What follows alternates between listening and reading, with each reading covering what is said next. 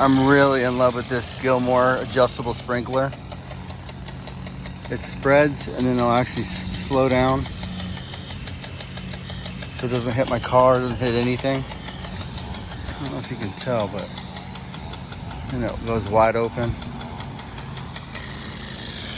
It adjusts with these little tabs so you can go on the fly.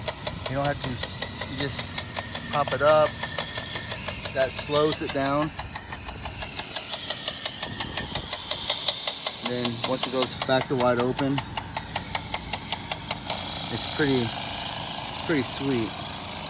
Because what it's doing, it's lifting this part up and it's making it spray. I love it. Anyways, I think the lawn care nut was talking about it last year. So I got 2 of these. That sprinkler that I was talking about to buy another one. 2 seconds after I filmed that and I was done watering, I broke it. My fault, not their fault, my fault. Oh. All right, so I came in here with this.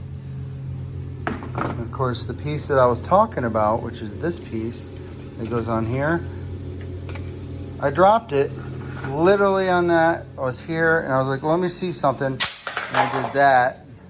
And I was like, oh, that's not good. And it's been snapped off. That is not their fault. This is a great product. I'm about to buy another one here in about 5 minutes on Amazon, if they have any more left.